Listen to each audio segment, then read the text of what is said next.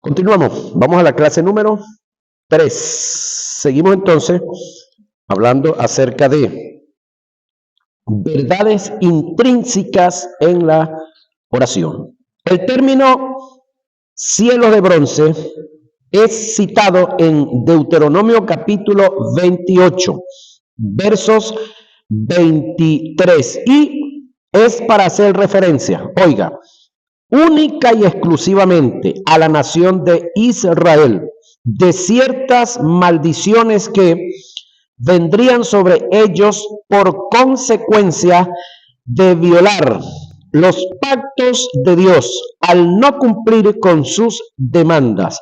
El bronce en el lenguaje bíblico es utilizado en algunos casos como tipo de juicio, y este es el sentido que se le da en el pasaje antes mencionado. Caso que no se da con la iglesia, ya que todo el juicio, oiga, de ella cayó sobre Jesús en la cruz del Calvario. Por lo tanto, para efectos de nosotros, no existen cielos de bronce. No hay que estarle diciendo a Dios que abra ventanas, ni puertas, ni portones en los cielos, porque desde el día que Él envió a Jesús, los cielos están abiertos para la iglesia. ¿Alguien puede decir algo? Y los cielos que están sobre tu cabeza serán de bronce, y la tierra, esto es para efecto de Israel, que está debajo de ti, de hierro. Dará Jehová por lluvia a tu tierra polvo y ceniza de los cielos descenderán sobre ti hasta que perezcas. Deuteronomio 28, 23 y 24. Cuando oramos, debemos entender que en ese momento estamos tratando con el poder más formidable que existe en todo el universo. Teniendo en cuenta este conocimiento, no hay lugar para dirigirse a Dios con oraciones, oiga, oraciones de impotencia, o de resignación. En la oración no solo se debe tomar en cuenta la capacidad que tenemos, sino el Dios con el cual contamos. Santiago dice, la oración, oiga, eficaz del justo puede mucho. Ahora yo quiero que usted me responda en una pregunta.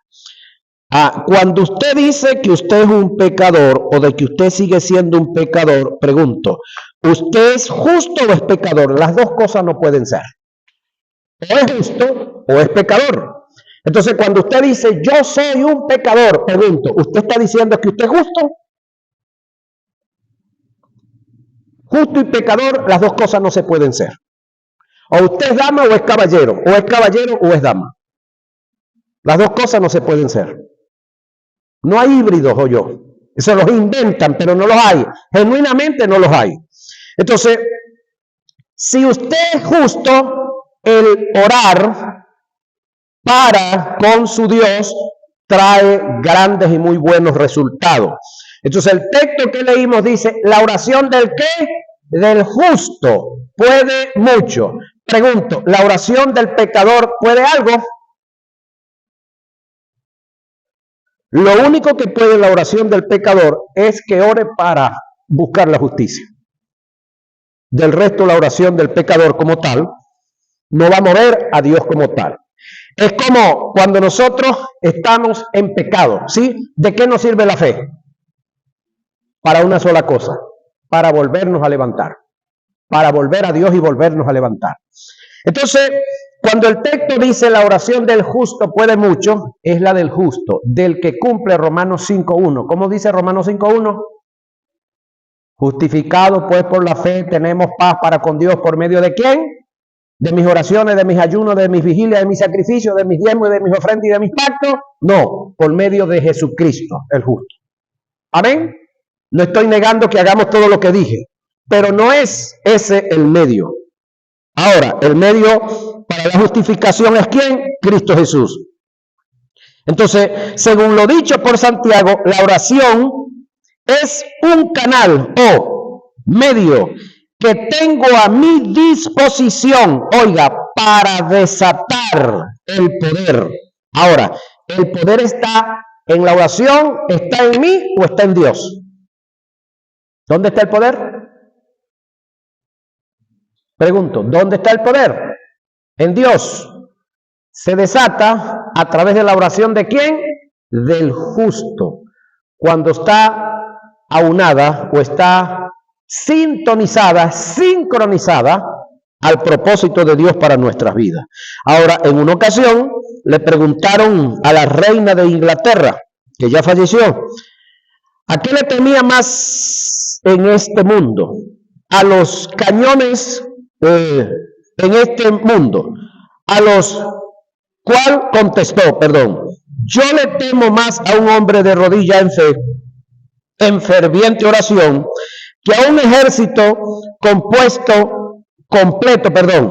porque un ejército mueve aviones, misiles, tanques, artillería, pero un hombre de rodillas en oración mueve a Dios, y cuando Dios se mueve, la tierra tiembla. Cuando conocemos el sujeto, que en este caso es Dios, de nuestra oración, lo insuperable omnipotente que es, seremos más eficaces en ella, en la oración, por supuesto, porque sabemos a quién nos dirigimos y conocemos el nivel de respuesta que obtendremos. Una sencilla oración, oiga, pero cargada de fe, hizo que Dios detuviera el curso del universo por completo.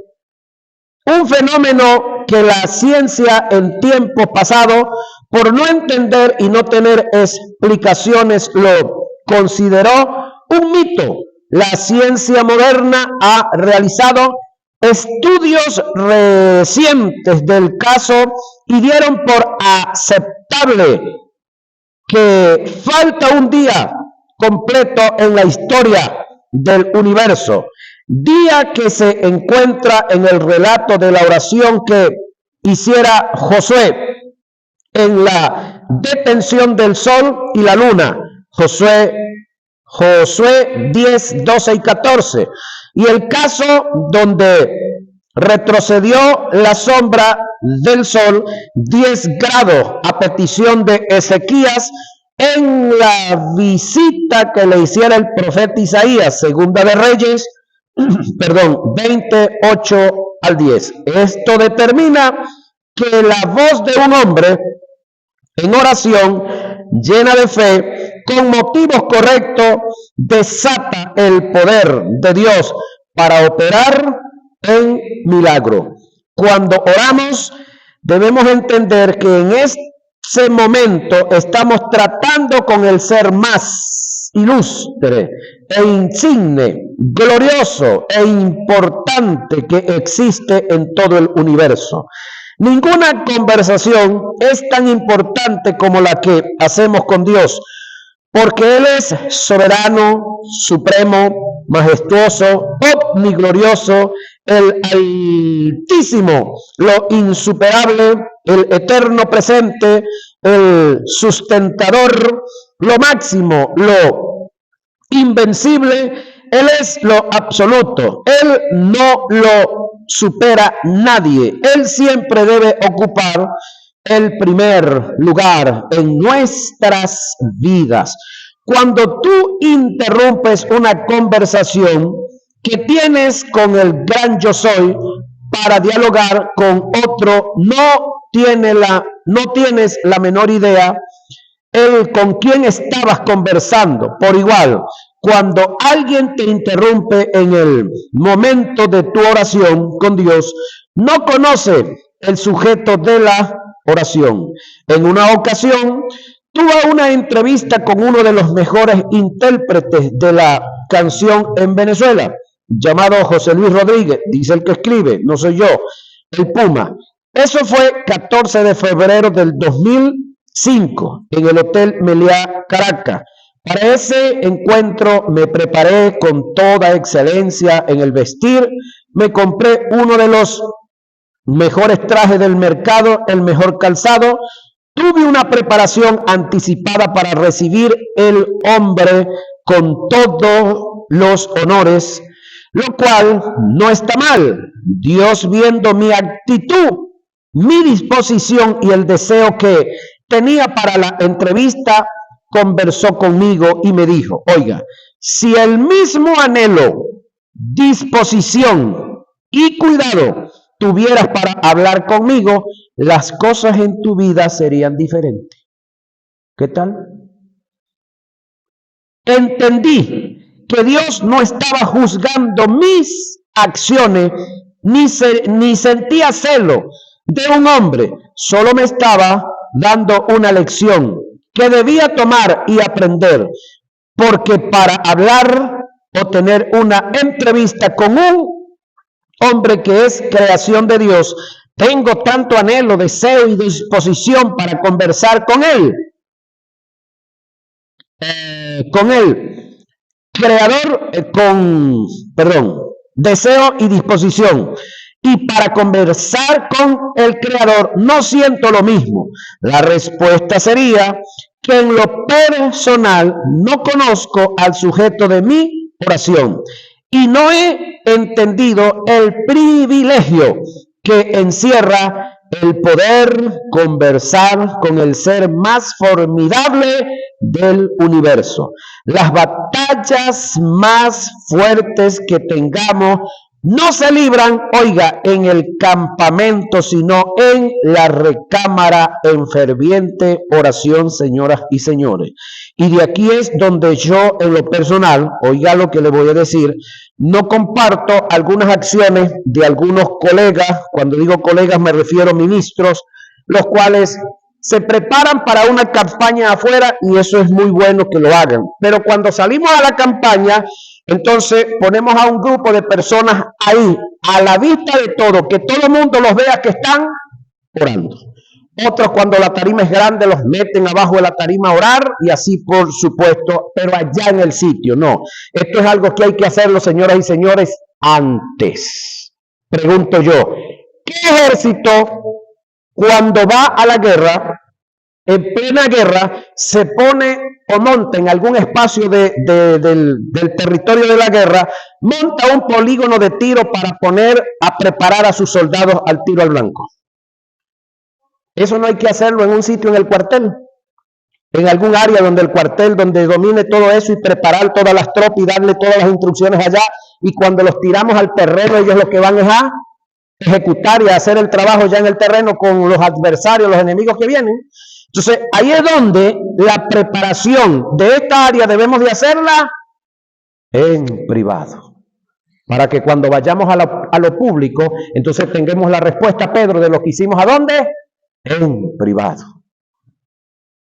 Ahora, las batallas más fuertes que tengamos no se libran en el campamento, sino en la recámara, en ferviente oración. La oración es una de las armas con que cuenta el creyente como soldado para librar la batalla, confrontar al enemigo y mantenernos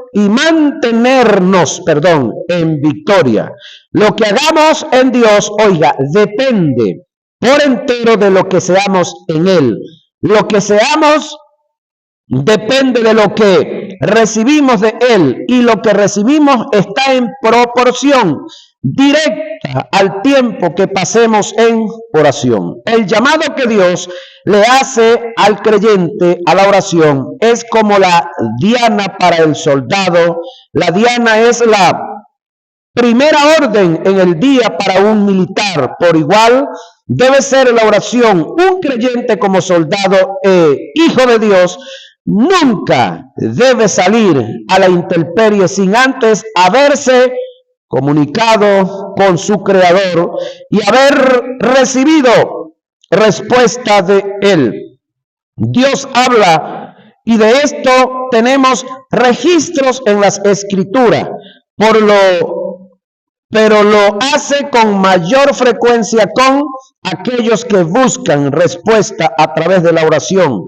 Alguien dijo: quien no habla es porque no quiere escuchar. Solo le abre, solo se le abre a quien toca, recibe el que pide y consigue el que busca. Este es un principio sine qua non. La Biblia dice, el que tenga oídos para oír, que oiga. Esto indica que solo van a escuchar los que tengan disponibilidad para oír.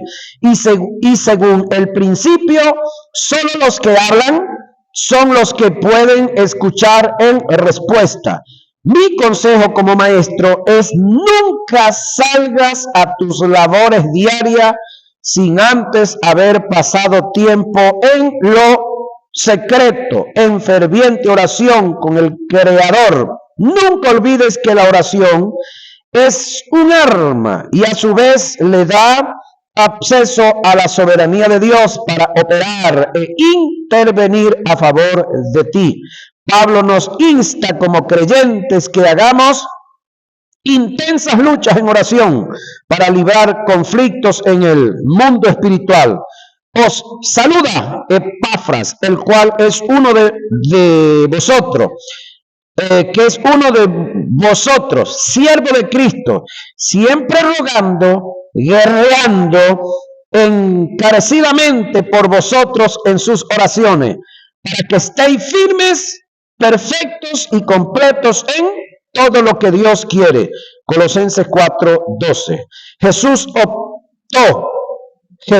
optó la posición de un guerrero en Getsemaní en intensa oración para librar la batalla con el mundo de las tinieblas. Según el relato bíblico, el maestro entró en intensa agonía, producto del conflicto mental que tuvo que librar en oración. Getsemaní fue decisivo en la vida de Jesús. Librar la batalla con los poderes de las tinieblas y consigo mismo en el huerto era determinante para la realización del Via Crucis. Cuando Jesús fue a la cruz, ya llevaba la victoria en él. Si nos detenemos a estudiar el pasaje que relata los acontecimientos en el Getsemaní, nos daremos cuenta que el estado emocional que Jesús entrando en el huerto era muy diferente cuando salió del huerto de él. Esto que nos indica la victoria que Jesús obtuvo en contra de los poderes de las tinieblas. Es decir, cuando Jesús entró al huerto, llevaba una posición psíquica, mental y física, pero cuando salió de allá, ya salió con otra mentalidad, con otra posición. Es más, Jesús cuando ora en el huerto, que esto lo comentamos un poquitico atrás, oró 3 veces la misma oración. ¿Por qué 3 veces la misma oración, Junior Quintero? ¿Por qué? Escucha esto. La palabra bienaventurado quiere decir feliz 3 veces. ¿Correcto? ¿Por qué Jesús ora 3 veces la misma oración en Getsemaní? ¿No han analizado eso en un momento? Era que estaba tan desesperado, tan asustado, tan desorientado que necesitaba repetir lo que ya había dicho 3 veces. No. En Jesús se veía un individuo, pero eran 3. Había un alma, había un espíritu, había un alma y había un cuerpo, los cuales tenían que sincronizarse para ir juntico a la cruz. Sin ningún pánico, sin ningún temor, sin ningún terror. En el espíritu Jesús estaba dispuesto, pero en el alma ¿estaba dispuesto? No. ¿Cómo fue que dijo? Padre, si es posible, pasa de mí esta copa, pero no se haga mi voluntad. ¿Cuántas voluntades tenemos ahí? 1. Si no la tuya, ¿cuántas hay ahora? 2. Pero la de Jesús no estaba sincronizada con la de Dios. A pesar de que cuando verbo se pusieron de acuerdo. El que venía tenía que asumir, tenía que ir a la cruz. Pero como hay un dicho por ahí en el mundo que dice que una cosa es llamarlo y otra cosa es venir. Una cosa era cuando él vino, tomó la decisión y decidió venir, pero otra cosa es cuando está frente ya al momento cruento, duro, cruel, terrible. Entonces acá, primero hay un convencimiento del espíritu que estaba fácil, pero tuvo que convencer su alma y después tuvo que convencer su cuerpo que tenía que entregarse. Por eso la oración tuvo que haberla hecho o la hizo 3 veces, porque ese sacrificio que tenía que hacer estaba sincronizado. Espíritu, alma y cuerpo tenían que estar preparados para que el sacrificio fuera perfecto. Porque ¿a quién le iba a hacer el sacrificio? A un Dios perfecto. Y ese Dios perfecto no pide nada menos que no sea: sé perfecto como vuestro Padre Celestial es perfecto. Cosa seria, ¿no? Ahora, en oración, entrando en Getsemaní. Entonces llegó Jesús con ellos a un lugar que se llamaba Getsemaní y dijo a sus discípulos: sentaos aquí, entre tanto que voy allí y oro.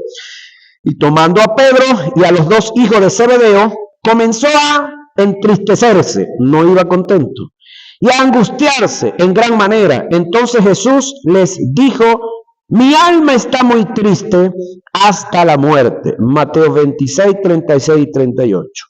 Saliendo del Getsemaní, esto fue entrando, ahora saliendo del Getsemaní, entonces vino a sus discípulos y les dijo: dormid ya y descansad. He aquí, ha llegado la hora y el Hijo del Hombre es entregado en manos de pecadores. Levantaos, vamos y ved.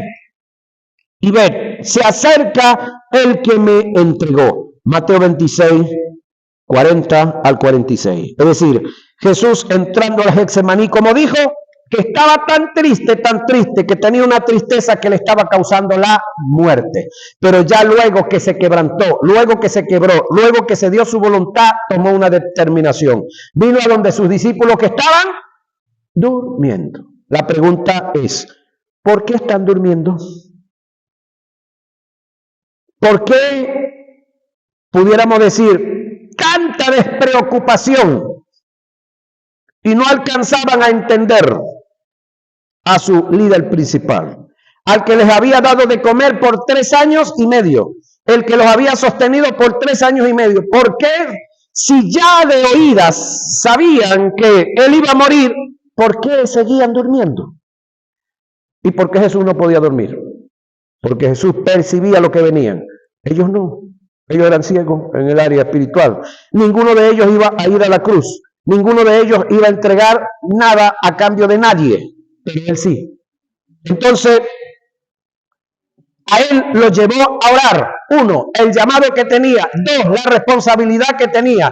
Ellos tenían un llamado a la salvación. Todavía no se había concretado porque Jesús no había muerto ni resucitado, pero ninguno de ellos estaba llamado a morir y a salvar a nadie, pero Jesús sí.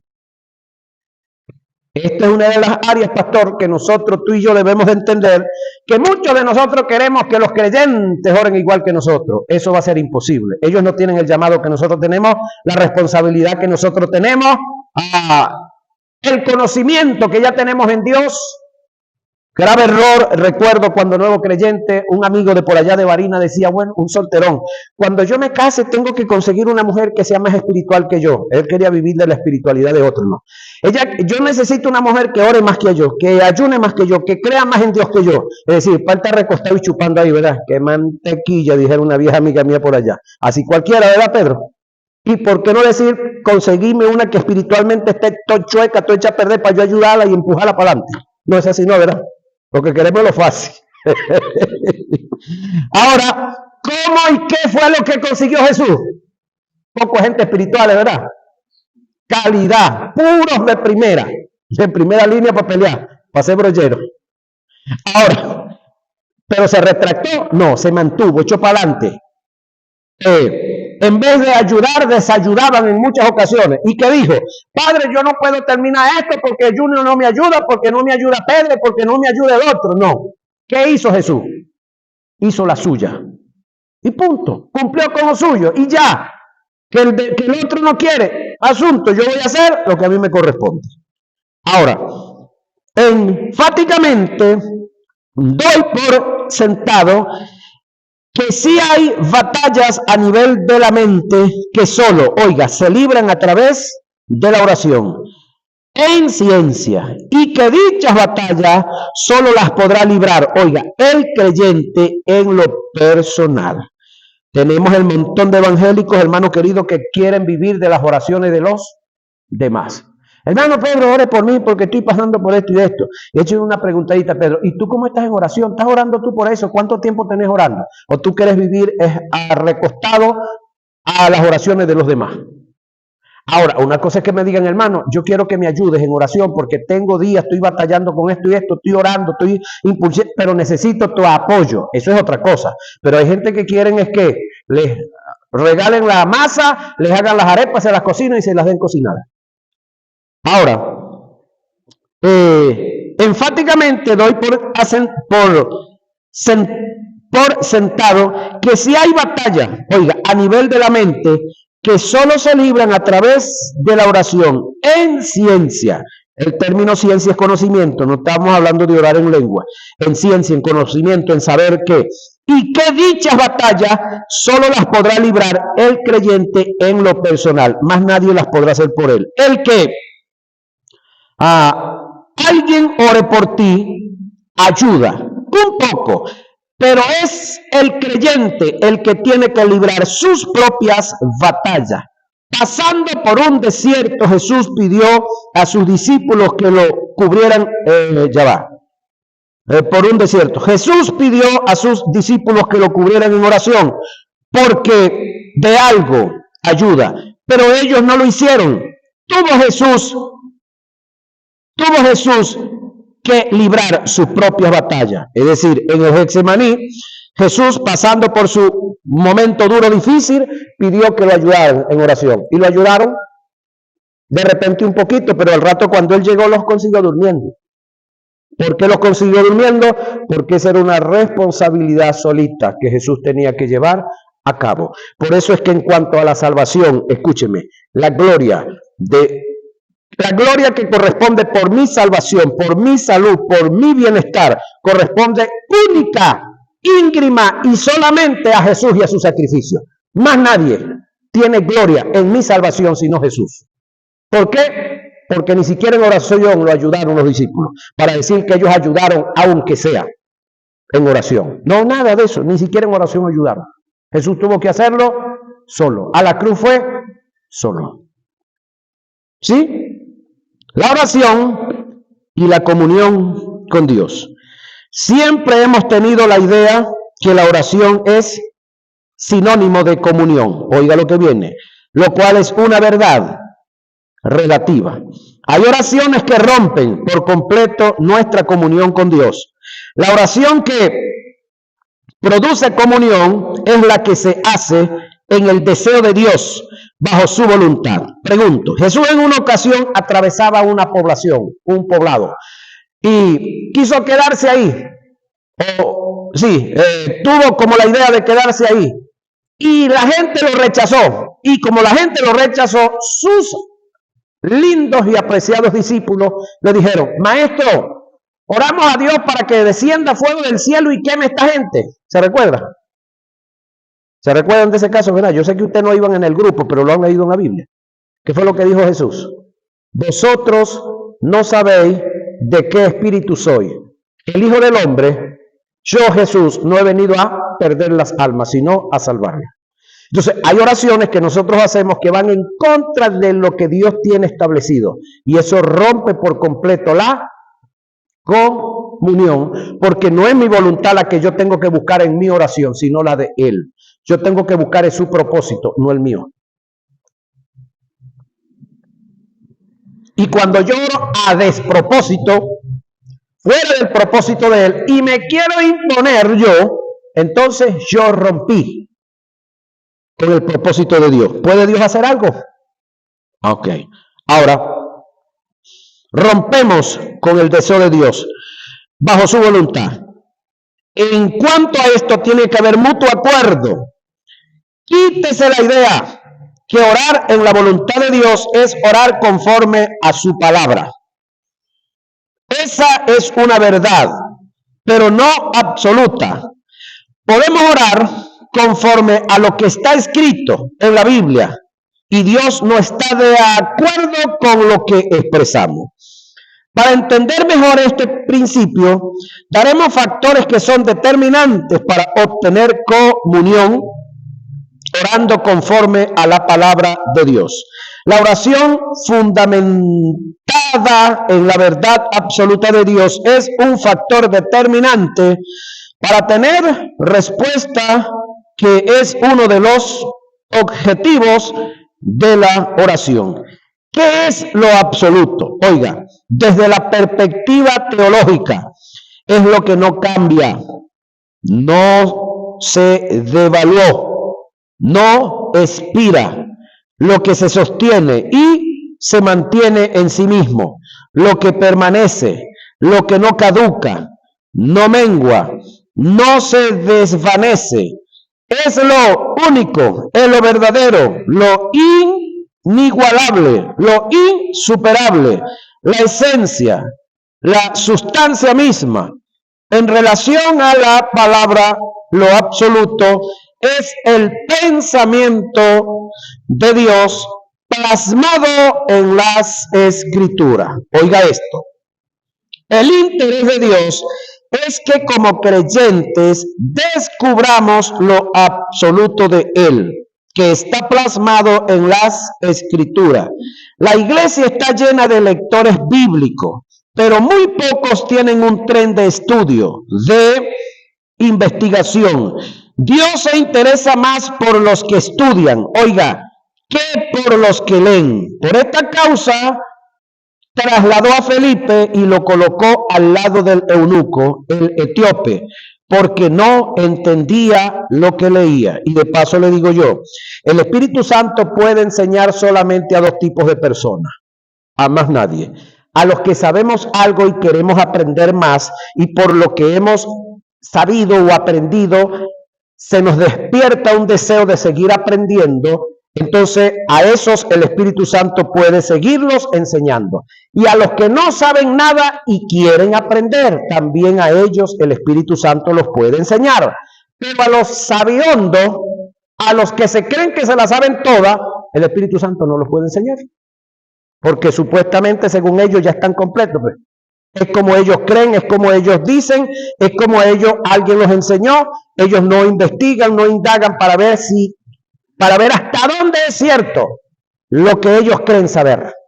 Entonces a esa gente ni siquiera el Espíritu Santo les puede enseñar nada. Ahora, Pedro, el apóstol, dijo que el estudiar la palabra es un ministerio que lleva implícito un llamado, una vocación, una dedicación, una entrega, un compromiso, una responsabilidad que nos llevará a descubrir y a tener iluminación de los misterios de Dios que están revelados en su palabra. En aquellos días, como crecía el número de los discípulos, hubo murmuración de los griegos contra los hebreos, de que las viudas de aquellos eran desatendidas en la distribución diaria. Entonces los 12 convocaron a la multitud de los discípulos y dijeron: no es justo que nosotros dejemos la palabra de Dios para servir a las mesas. Buscad pues, hermanos, de entre vosotros a 7 varones de buen testimonio, llenos del Espíritu Santo. Importante esto. ¿Lleno de qué? Del Espíritu Santo. La pregunta es, ¿qué es estar lleno del Espíritu Santo? ¿Estar lleno del Espíritu Santo es hablar en lengua? No. ¿Estar lleno del Espíritu Santo es meramente danzar? No. ¿Estar lleno del Espíritu Santo es cargarle la maleta al pastor para arriba y para abajo, limpiarle la moto, sacarle las piedritas de los cauchos cuando están nuevos? No. ¿Qué es estar lleno del Espíritu Santo? Moverse en amor, gozo, paz, paciencia, benignidad, bondad, fe, mansedumbre y templanza. Eso es estar lleno del Espíritu Santo. Amén o ayayay, cualquiera de las dos es buena. Entonces, el detalle está que nosotros creemos que porque el individuo es el más sobresaliente, o el más impulsivo, o el que habla más duro, o el que es más colérico, ese es el que yo necesito. No. ¿Buscaron a quién? hombres llenos del Espíritu Santo. ¿Y qué es estar lleno del Espíritu Santo? Moverse en el fruto del Espíritu. Ahora, y de sabiduría a quienes encarguemos de este trabajo, y nosotros persistiremos. Oiga, ¿cuál es el estudio? En la oración y en el ministerio de la palabra. Solo en lo absoluto, revelado e iluminado en la vida del creyente, es que Dios por el Espíritu va a desarrollar su propósito en la oración de intimidad. Orar en lo absoluto de Dios es lo que va a traer un promover de parte de Dios en el creyente para él establecimiento del reino, primero en él y luego en otro. El creyente gozará de una estabilidad, de una consistencia, de una perseverancia, de una solidez. Es cuando hace de lo absoluto de Dios su fundamento para la oración. Jesús dijo: y sobre esta roca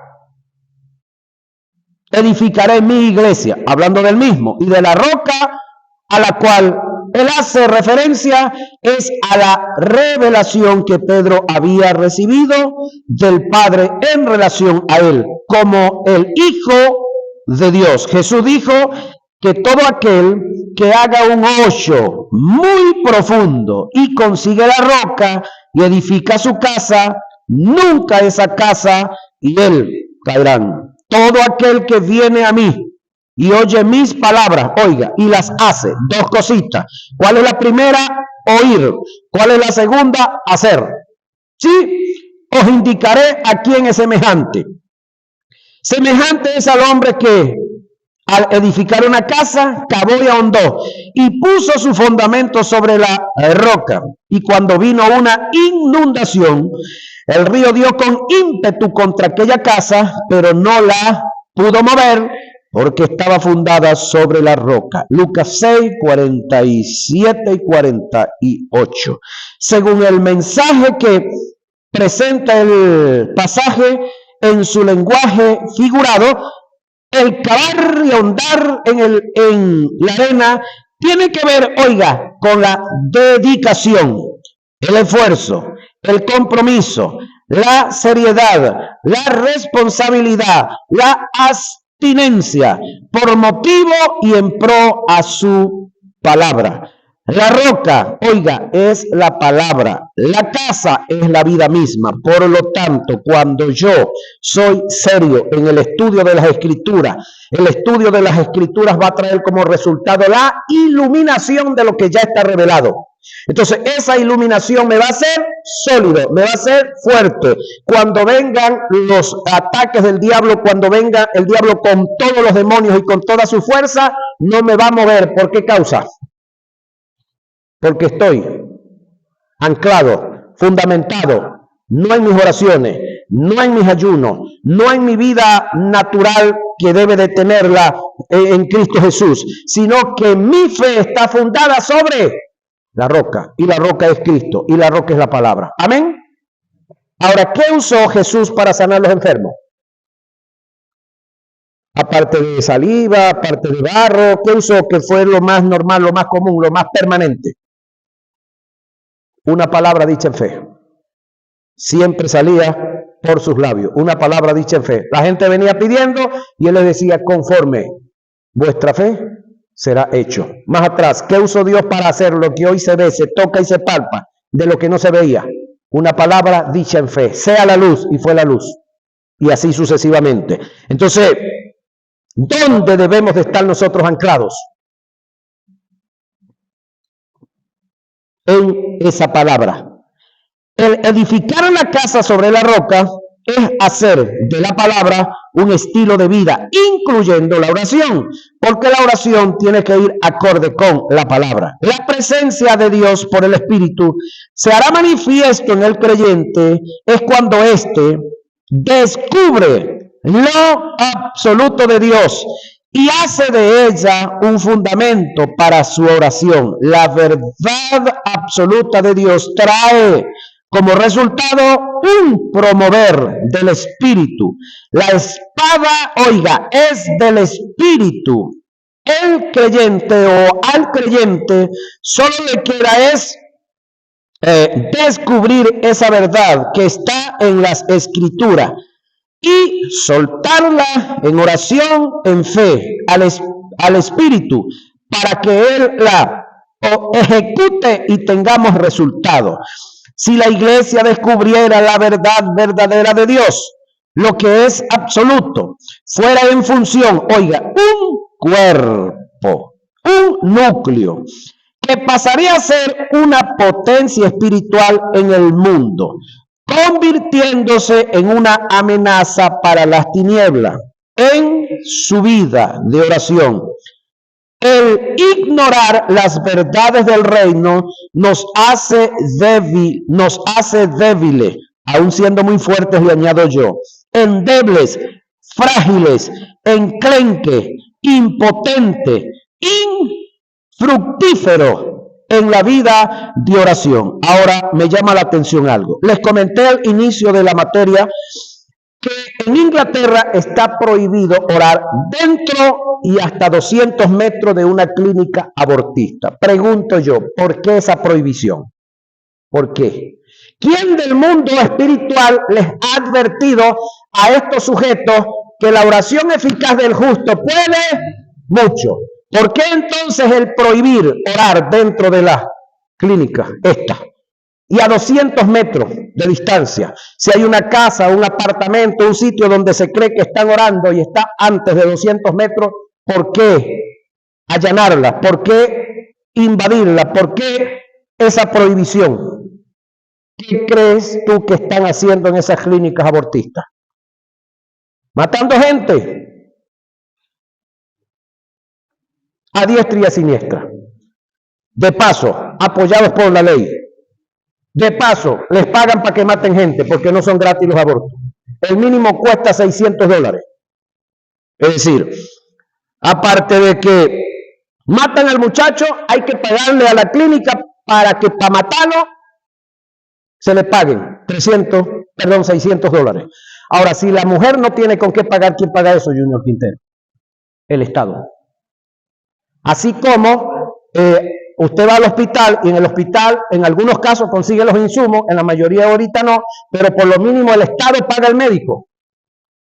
Entonces allá el Estado no solamente paga al médico, sino todos los insumos para que maten una vida. Y de paso hay que pagarle al tipo. Y eso lo paga el Estado. Ahora, son detalles que están sucediendo en nuestros ojos. La falta de conocimiento es la madre de la ignorancia. La ignorancia es como un nido que habita en el corazón del hombre, en el cual se anida la religión, la tradición, el paradigma, la filosofía, la falsa doctrina. Un hombre en el cual habitan todos estos flagelos es víctima de la manipulación, la intimidación, el control, el engaño, la mentira y bajo esos flagelos no podrá ser efectivo en su vida de oración y por ende nunca tendrá respuesta de Dios. Hay organizaciones protestantes, estamos hablando de evangélicos, ¿no?, que velan más por sus estatutos internos, que deben de haberlo, que por la verdad absoluta de Dios. Líderes que levantan preceptos que van en contra de la verdad verdadera de Dios y con esto hacen desprovisto al pueblo de Dios de su vida de oración. Jesús les dijo a los miembros del Sanedrín: ustedes invalidan, oiga, la palabra de Dios por sus propios preceptos y por vuestra tradición. Marcos 7:13. Ahí nosotros los pastores y los líderes tenemos que tener mucho cuidado. Toda organización, toda iglesia y todo movimiento debe de tener estatutos, normas, preceptos, principios, pero ningún precepto, ningún principio que yo coloque debe de ir por encima de las Sagradas Escrituras, señores y señores, porque esa iglesia es iglesia porque Cristo la hizo ser iglesia, porque Cristo murió en la cruz del Calvario y la hizo ser iglesia. No es iglesia porque yo hice lo que hice, es iglesia porque Cristo la hizo iglesia.